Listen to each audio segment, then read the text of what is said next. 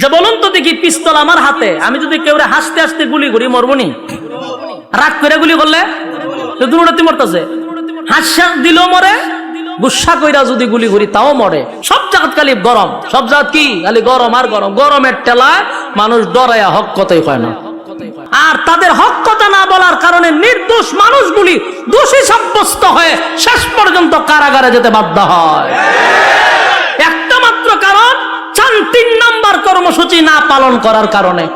যিনি মসজিদের ইমাম আর খতিব, একটা চেয়ারম্যানের চেয়ে তার পাওয়ার বেশি, এলাকার সমস্ত সালিশ দরবার পার করা দরকার ছিল, ঠিক কিনা বলেন? আজকে যদি ইমাম আর খতিব যদি এলাকার বিচার করত, এলাকার সালিশ দরবারে ইমামদের হাতে দায়িত্ব দেওয়া হতো, আল্লাহর কসম নির্দোষ মানুষ কোন সময় দোষী হতো না, দোষী মানুষ নির্দোষ হতো না, তালাকপ্রাপ্ত মহিলারা যারা সন্তান জন্ম দিত না। আফসোসের বিষয় হলো ইমামদেরকে বুঝাইছে, তোমরা হুজুর গরম ভাত খাইবা আর 500 টাকা তোমরা দিমু, ইমামতিও তোমরা দায়িত্ব কেন, বিচার আসার আমরা তো ছেড়ে দেন। কি বাটপারি শুরু করছে।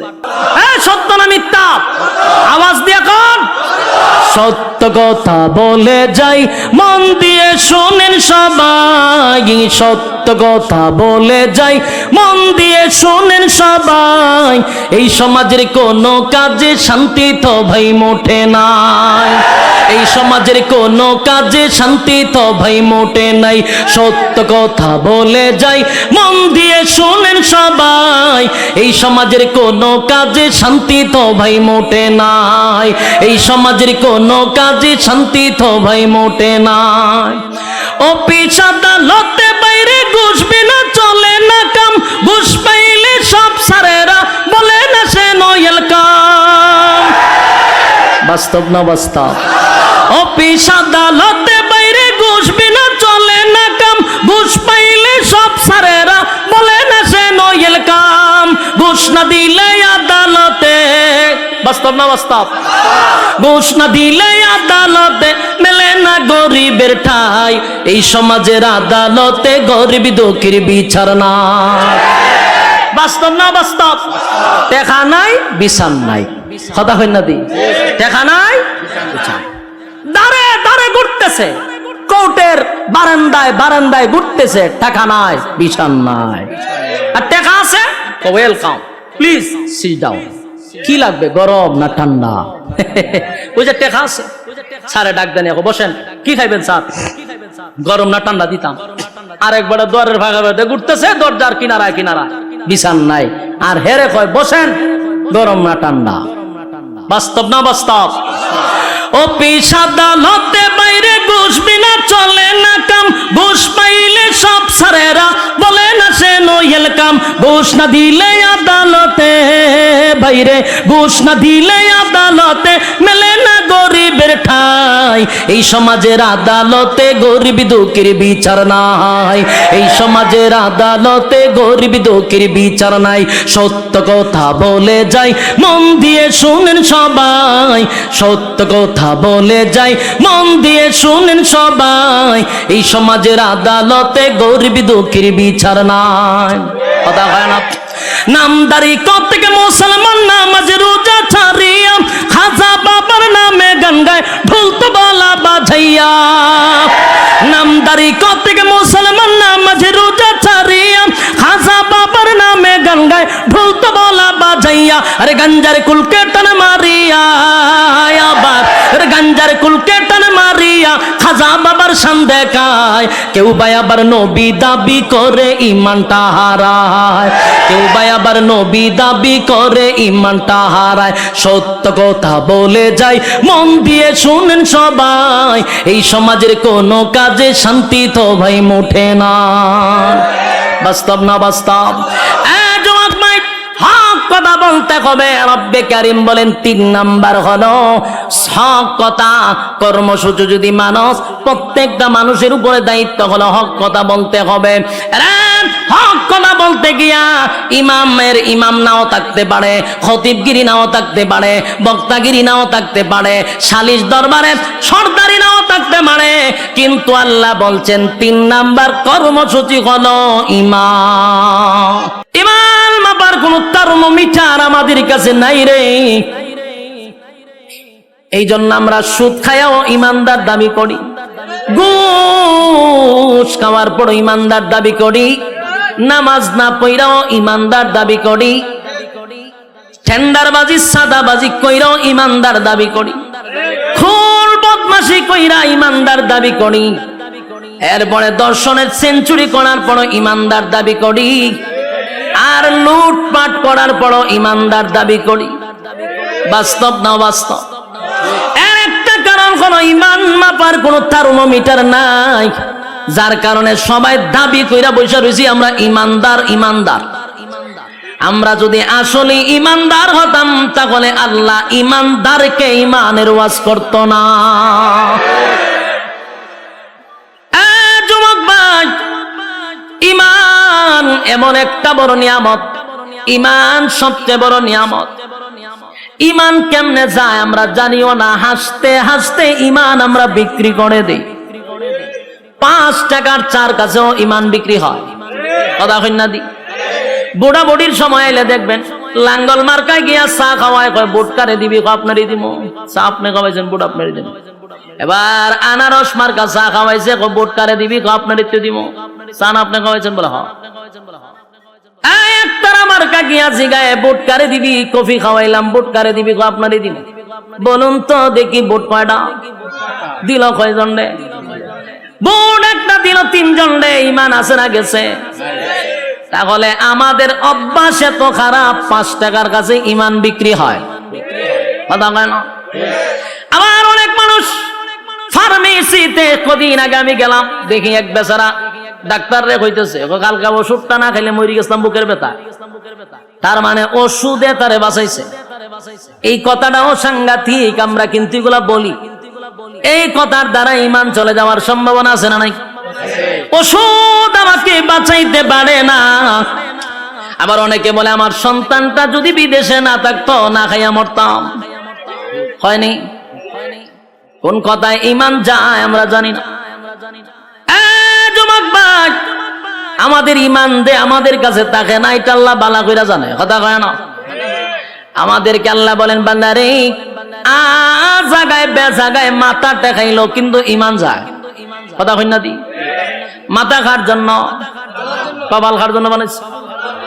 রব্বে কারীম বলেন কপাল আমি বানাইছি বান্দা আমার জন্য, একমাত্র মাথা নত করবি আমি আল্লাহর কাছে।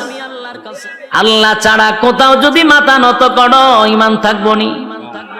জায়গায় বে জায়গায় মাথা টেকাইলে চলবো নি। মাজারে দরগায় বাবার পায়ে, অমুকের পায়ে, তমুকের পায়ে মাথা টেকানো যাইব, ইমান থাকবো নি? তাহলে আমাদের ইমান ঠিক এইভাবেই চলে যায়। এরপর আমরা দাবি করি ইমানদার, কথা কয় না?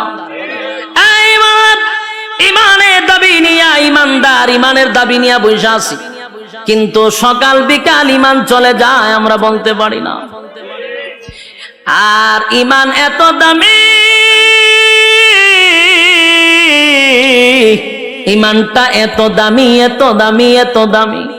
আল্লাহ বলে বান্দারে ইমান যদি থাকে পাহাড় পরিমাণ গুনাহ যদি হয়, আল্লাহর হক নষ্ট করছেন, বান্দা যদি একটা সময় ভিতরে এটা বুঝে আসে যে আমি গুনাহ করতে করতে পাহাড় পরিমাণ করছি, গুনাহ করতে করতে সাগরের পেনা পরিমাণ কইরা ফলাইছি, এটা যদি একটা সময় বুঝে আসে, আর বান্দা যদি তার সমস্ত গুনাহর উপরে লজ্জিত হয়ে যায়, ইমান আছে কিন্তু গুনাহ আছে, ইমান থাকার পরে গুনাহ আছে নি? গুনাহ আছে, ইমানও আছে গো। গুনাহটা যদি সাগরের ফেনার মতো হয়ে যায়, পাহাড় পর্বতের মতো হয়ে যায়, আর এই গুনাহর উপরে যদি বান্দা কোনো সময় লজ্জিত হয়ে যায়, বান্দা যদি লজ্জিত হইয়া চিন্তা করে আমি তো গুনাহ করছি, আমার গুনাহটা যদি আমার মা দেখতো গো, সন্তান বলে কোনোদিন মা পরিচয় দিত না, গুনাহ যদি বাবায় দেখতো সন্তান বলে পরিচয় দিত না। আমি যে গুনাহটা করছি আমার স্ত্রী দেখলে কোনদিন স্বামী বলে স্বীকার করত না। আমার গুনাহ যদি আমার সন্তান দেখে বাবা বলে পরিচয় দিবে না।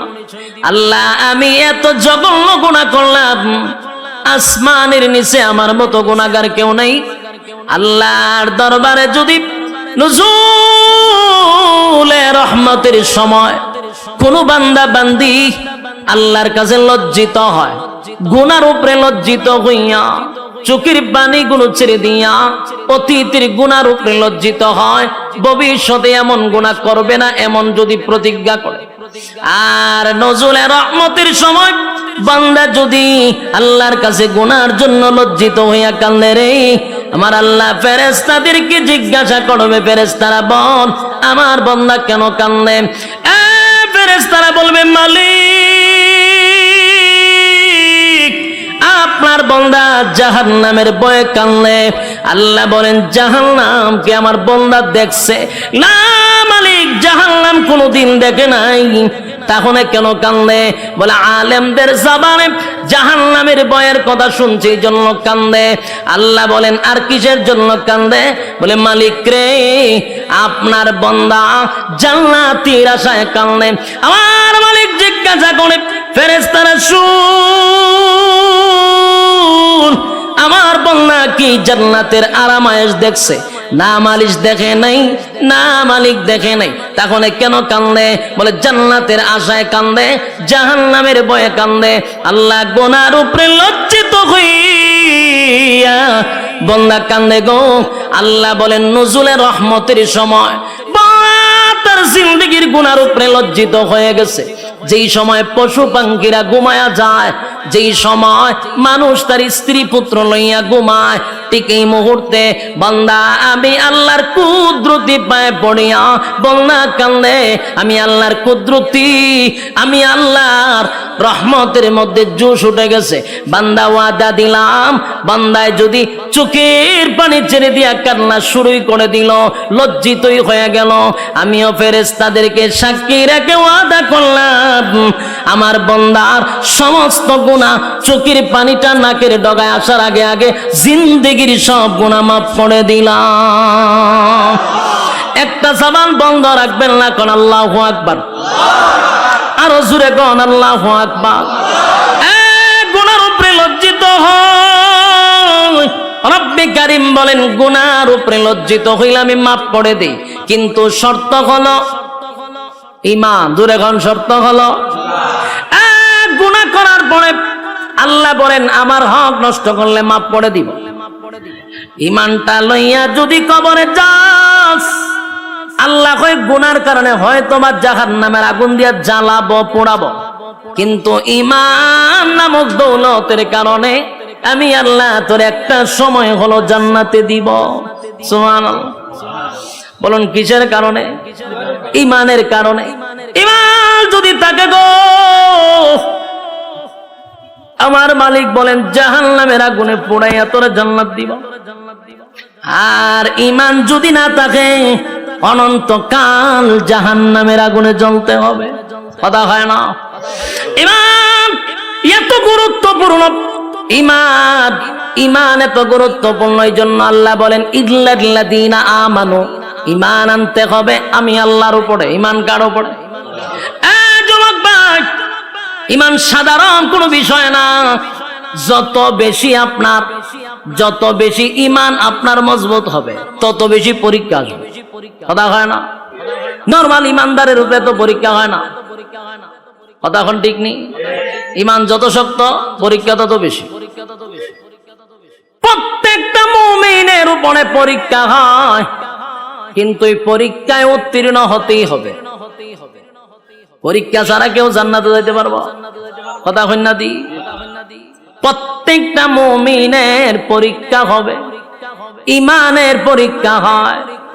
ঈমানের পরীক্ষা না দিয়া কেউ জান্নাতে যেতে পারে নাই। যুবক ভাইরা, আজকে গোটা পৃথিবীর মধ্যে তাকায়া দেখেন, ফিলিস্তিনিরা এখন ঈমানের পরীক্ষা দিতেছে। কথা হয় না? ঈমানের পরীক্ষা ফিলিস্তিনরা দিতেছে। আমরা বৈশা বৈশা শুধু নিন্দা জানাবো না, আমাদের জন্য পরীক্ষা শুরু হয়েছে। কথা কই না দি? ফিলিস্তিন মারি খায় আর আমরা এখানে বইসা বইসা শুধু নিন্দা জানাই, কিন্তু আমরা জানি না ইমানের পরীক্ষা বাংলাদেশের মুসলমানের উপর শুরু হয়েছে। ঠিক বাড়ি দিয়া কইবে পাকিস্তানের উপরে ইমানের পরীক্ষা শুরু হয়েছে। 57টা মুসলিম দেশে ইমানের পরীক্ষা শুরু হয়েছে, কিন্তু আমরা মুসলমান লাল চামড়া কুত্তাগুলির পা ছাড়তেছি, পরীক্ষার খবর নাই। বাস্তব না বাস্তব? লাল চামড়াদের পা চাড়তেছি প্রত্যেকটা মুসলমানের দেশে, প্রত্যেকটা নাগরিক, প্রত্যেকটা ইমানের উপরে পরীক্ষা শুরু হয়ে গেছে। বাংলাদেশে বসে আছি, ইমানের পরীক্ষা শুরু হয়েছে নি? পরীক্ষা শুরু হয়ে গেছে। মুসলমানের রক্ত জপতেছে আর তুমি তসবিহ টপলে এখন চলবে না। এখন কি তসবিহ যাওয়ার সময়? সম্মানিত সুধী, গোটা বিশ্বের সব মুসলমান ঐক্যবদ্ধ হতে হবে, এক প্ল্যাটফর্মে আসতে হবে। বিশেষ করে আমরা যারা আছি, আমাদেরকে সর্বপ্রথম এক হতে হবে। ঐক্য ছাড়া বিকল্প কোনো রাস্তা নাই। আপনারা কি আওয়াজ করতাম? আমরার মধ্যে ঐক্য নাই, কপাল তো আমরার খারাপ। এতগুলা ইসলামিক দল না হইয়া যদি সব মিললে একটা হইতো, কিতাব বোঝেন রাম বামরা কথা কইবার সাহস পাইতুন আমরার লগে। কিন্তু আমরা 15 জন হইলে একটা ব্যানার লই, আমি একটা দল, 20 জন হইলে আরেকটা দল। ওমা দলের অভাব নাই। এত দল বাংলাদেশ, সব দল ভেঙ্গে একজনের নেতৃত্বে যদি আমরা যেইভাবে আহমদ শফী সাহেবের নেতৃত্বে সবাই এগিয়ে চলছিল, এইভাবে যদি আবার এক হতে পারি, আল্লাহর কসম এই দেশে ইসলামের পতাকা উড়বে ইনশাআল্লাহ। ঐক্য ছাড়া সম্ভব না। কিন্তু এখন আমরা ঐক্যই না ফাটল সৃষ্টি করব। এই জন্য আমাদের উলামায়ে কেরামদের উচিত, আমরা এখন ঐক্য হওয়া দরকার। মাঝখানে দুইটা ফাটল সৃষ্টি করার কোনো দরকার নাই। আমরা কিন্তু অনেকে আছে ফাটল সৃষ্টি করা শুরু করছে। আমরা চাই ঐক্য হইতে, মাঝখানটা দেয় ফাটল সৃষ্টি কইরা না। যতদিন না পর্যন্ত ঐক্য না হব, আল্লাহর কসম মায়ের খাইতেই থাকবো, মায়ের খাইতে থাকবো 100%। আজকে আপনি খাইতেছেন, কালকে আমারও ধরবো, এটা নিশ্চয়তা নাই। আপনারা ধরছে আর আমি যদি আমার দল না কে সুদের 2 দিন পর আপনারা শেষব, এটা নিশ্চিত থাকেন। আর অলরেডি বাংলাদেশে কিছু প্রমাণও আমরা পাইছি। কথা হয় না দি? একজনে মারলে আরেকজন হাতে তালি দেয়, হেরও ধরছে, যে তালি দেয় হেরই ধরে, তবে একটু সময় নিয়ে ধরে। বাস্তব না বাস্তব? তাহলে একজন আরেকজনেরটা দিকে টিটকারি মস্করি না করে সবাই আমার ভাই, আমার মুসলমান মুসলমান, আমরা ভাই ভাই, আমাদের এক ছাড়া বিকল্প কোনো রাস্তা নাই। আর আমাদেরকে ফাটল ধরানোর জন্য আমাদের মাঝখানেও কিছু লোক তারা রেডি করে রাখে ফাটল করবার লাগে। বলুন, ঐক্য ছাড়া বিকল্প কোনো রাস্তা আছে? গোটা বিশ্বের সব মুসলমানরা যদি আজকে হুঙ্কার দিত, ইসরায়েলি পারত ফিলিস্তিনের উপরে হামলা করত, এই কিচ্ছু লাগে না। আমাদের যতটুকু স্টাডি আছে, এতটুকু গবেষণা করে আমরা যতটুকু বুঝতে পারছি, সবচেয়ে বেশি সম্পদ হলো মুসলমানের হাতে। এর মধ্যে সবচেয়ে বড় সম্পদ হলো তেল। তেলের উপরে সম্পদ আছে না? আল্লাহর কসম, যদি এখন আরব দেশগুলি বলে যে আমরা তেল দেওয়া বন্ধ করে দিব, সব লাল চামড়া কুত্তাগুলি দৌড়ের উপরে থাকবো। শুধু তেল বন্ধ করে দিলে এই সম্পদ আল্লাহ মুসলমানকে দিছে।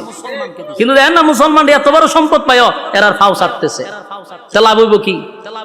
পা ছাড়তেছে তারা। খালি মুসলমান একটা হুঙ্কার দিলে আজকে প্রতিদিন সকালে লাশের মিছিল দেখতে হয় না। এর একটা কারণ হলো আমাদের মধ্যে ঐক্যই নাই। ঐক্য নাই, সাবধান। ঐক্য চাই যে কোনো দলের হোক, আমরা ঐক্যের জন্য কোন তরিকা দেখব না ইনশাআল্লাহ। তরিকা থাকতে পারে, ভিন্ন তরিকা একজন থাকতে পারে, তার তরিকা মতো চলতে দেন, কিন্তু মুসলমান হিসেবে আমরা এক প্ল্যাটফর্মে আসতে হবে। এছাড়া বিকল্প রাস্তা নাই তো। আমি জানি আমার কথাগুলি আপনাদের কাছে বেশি মজা লাগবে না, কথাটা সবার কাছে যে পছন্দ এমনও না। কারণ আমরা যেহেতু 15 জন লয়ে একটা ব্যানার লয়ে দৌড় মারি, তো সুতরাং আমার এই কথাগুলি আপনাদের কাছে যে পছন্দ হবে এটা আমিও জানি পছন্দ হবে না। কারণ আমরা 20 জন হইলে এখন আমি চিন্তা করলাম আমার সভাপতি বানাও, আমার নেতা বানাও।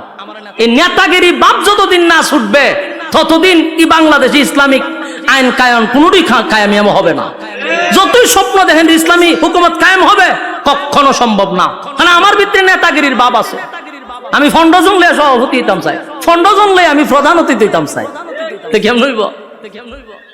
যুবক ভাইরা আমার, আল্লাহ বলেন 1 নাম্বার কর্মসূচি হলো ইমান, ইমান, ইমান। আর অলরেডি ইমানের পরীক্ষা কিন্তু শুরু হয়ে গেছে। আমরা প্রত্যেকেই ইমানের পরীক্ষা দিতে হবে। সাহাবায়ে কেরাম জান্নাতীর সার্টিফিকেট পাইছে কিন্তু ইমানের পরীক্ষা দিয়া। কতক্ষণ পরীক্ষা ছাড়া সার্টিফিকেট পাইছে? সাউন্ড একটু তুইলা দেন না, দিদি তো সাউন্ড ঢুকে যায় আওয়াজটা। আমি বলুন, সাহাবায়ে কেরাম যারা জান্নাতে গেছে কি ইমানের পরীক্ষা না দিয়ে গেছে, না পরীক্ষা দিয়ে গেছে? প্রত্যেকটা সাহাবী ইমানের পরীক্ষা উত্তীর্ণ হয়েছে। সুবহানাল্লাহ। যুবক ভাই, আমার উপরে তোমার উপর ইমানের পরীক্ষা হবে। ইমানের পরীক্ষা আসলে আমরা অটল থাকবো, ঠিক কিনা বলেন? ইমানের প্রতি আমরা অটল থাকবো, জীবন দিব কিন্তু ইমান দিব না। রাজি আছি? জীবন দিব, ইমান দিব না। মা এবং সন্তানকে দুজনকে গাছে বাইন্দা মারছে। মা সন্তানরে বলে, বাবা রে, আরো যদি নির্যাতনের মাত্রা বাড়ায়া দেয়, সাবধান, জীবন যদি চলে যায়, যাক, ইমান দিবি না। ইসলামের প্রথম যিনি মহিলাদের মধ্যে শহীদ হলো সুমাইয়া রাদিয়াল্লাহু তাআলা আনহা। গাছের সঙ্গে বাইদা সন্তানের সামনে নির্যাতন করছে, কিন্তু সন্তানকে নসিহত করে, বাবা রে, জীবন যদি চলে যায় চলে যাবে, কিন্তু ইমান দেওয়া যাবে না। ইমান দেয় না, কারণ জীবন চলে গেলে জান্নাতের ভিতরে আমার আল্লাহ জীবন দিবে গো, কিন্তু ইমান চলে গেলে আর কোনদিন ইমান পাওয়া যাবে না। ইমানের পরীক্ষা যুগের পর যুগ যারা ইমান আনছে তাদের উপরে পরীক্ষা আসছে।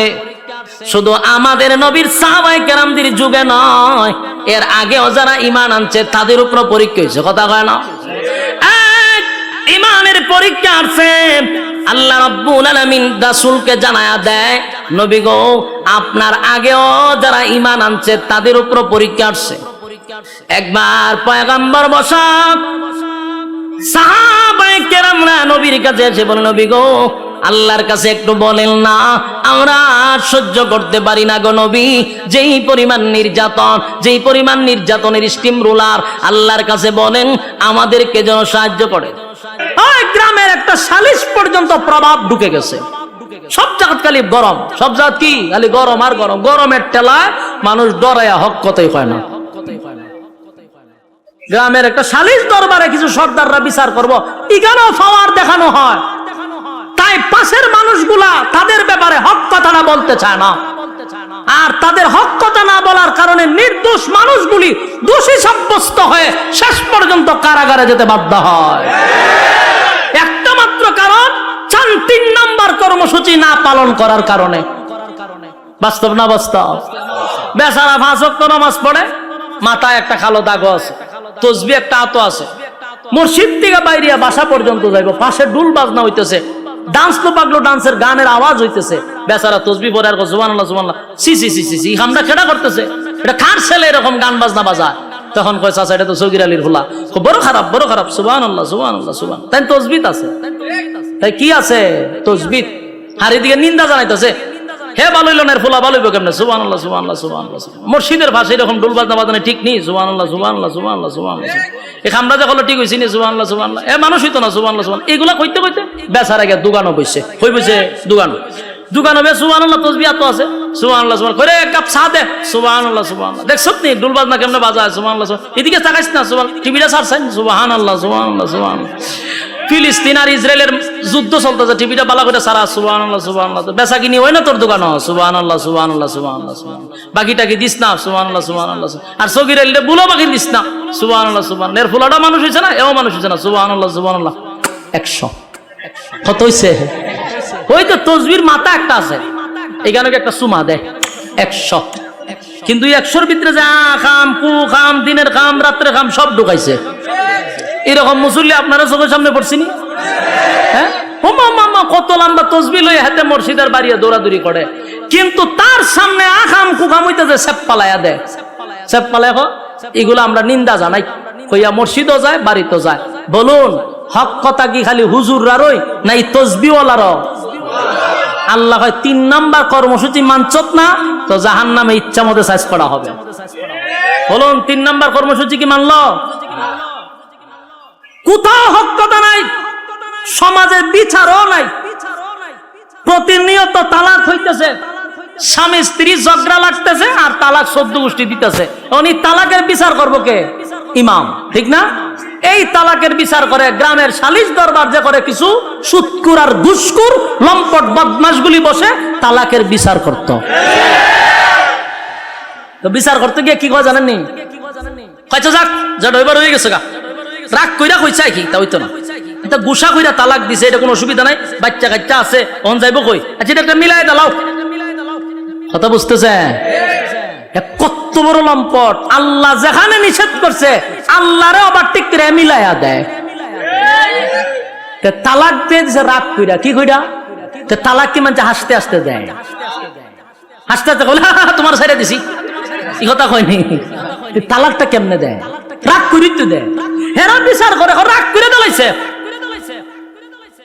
যে বলুন তো দেখি, পিস্তল আমার হাতে, আমি যদি কেউ হাসতে হাসতে গুলি করি মরবনি? রাগ করে গুলি করলে তো দুটোতে মরতেছে। হাসা দিলেও মরে, গুসা কইরা যদি গুলি করি তাও মরে। তালাক হাসতে হাসতে দিল তালাক হয়, কাঁদতে কাঁদতে তালাক দিলে হয়, রাগ করে দিল হয়। কিন্তু লম্পটরা বিচার করে বাচ্চা কাচ্চা হয়ে গেছে, বাচ্চা যাক এটা একটা মিলাই জিলাই দিলাম। বিচার করার কথা ছিল কে? বিচার করলো কে? সমাজের বাস্তবতা এরকম বর্তমানে আছে না নাই? এর একটা দোষ হলো আমরা দলে দলে ভাগ হইতেছি, বাস আমরার যে দায়িত্ব ছিল এটি আমরা জানি না। আমরা দায়িত্ব হন আমরা বুঝছি মসজিদ ইমামতি করো আর দাওয়াত টাওয়াত খামু, কেউ মরলে 40 পড়ামু আর খতম টতম আইব সুবহানাল্লাহ সুবহানাল্লাহ পড়মু, বাস 100 টাকা দিব আমরা পড়ব। দুঃখের সাথে বলতেছি এটি কি আমরা দায়িত্ব? ইমাম শব্দের অর্থ হইল নেতা। ইমাম শব্দের অর্থ কি? যিনি মসজিদের ইমাম আর খতিব, একটা চেয়ারম্যানের চেয়ে তার পাওয়ার বেশি। এলাকার সমস্ত সালিশ দরবার তার করা দরকার ছিল, ঠিক কিনা বলেন?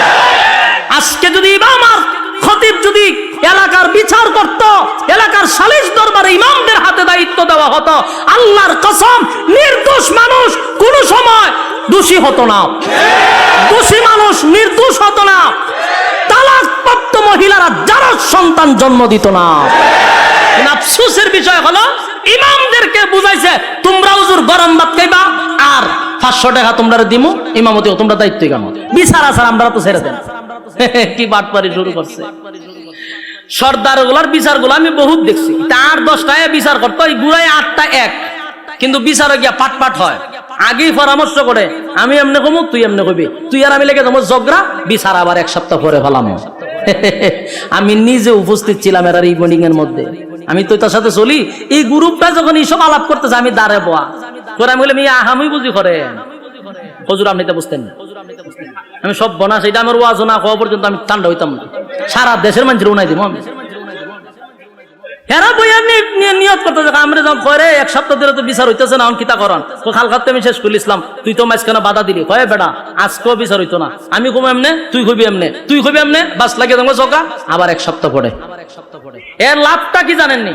প্রত্যেক বিচারের ডেটে একটা করে বেনসনের প্যাকেট 1000 টাকা করে পকেট, বিচারের আগে ভাউটি পায়। এই হচ্ছে সালিশ দরবারের অবস্থা। সত্য না মিথ্যা? আর বর্তমানে গরিবের তো বিচার নাই, যার টাকা নাই এর বিচারও নাই। বাস্তব না বাস্তব? সত্য না মিথ্যা? আওয়াজ দিয়ে কোন? সত্য কথা বলে যাই, মন দিয়ে শোনেন সবাই, সত্য কথা বলে যাই, মন দিয়ে শোনেন সবাই, এই সমাজের কোনো কাজে শান্তি তো ভাই মোটে নাই, এই সমাজের কোনো কাজে শান্তি তো ভাই মোটে নাই। সত্য কথা বলে যাই, মন দিয়ে শোনেন সবাই, এই সমাজের কোনো কাজে শান্তি তো ভাই মোটে নাই, এই সমাজের কোনো কাজে শান্তি তো ভাই মোটে নাই। অফিস আদালতে বাইরে ঘুষ বিনা চলে না কাম, ঘুষ পাইলে সব সারেরা বলে না সে নয়েল কাম। বাস্তব না বাস্তব? অফিস আদালতে বাইরে ঘুষ বিনা চলে না কাম, ঘুষ পাইলে সব সারেরা বলে না সে নয়েল কাম। ঘুষ না দিলে না বাস্তব? ঘুষ না দিলে আদালতে মেলে না গরিবের ঠাই, এই সমাজের আদালতে গরিব দুঃখীর বিচার না। বাস্তব না বাস্তব? দেখা নাই, বিচার নাই।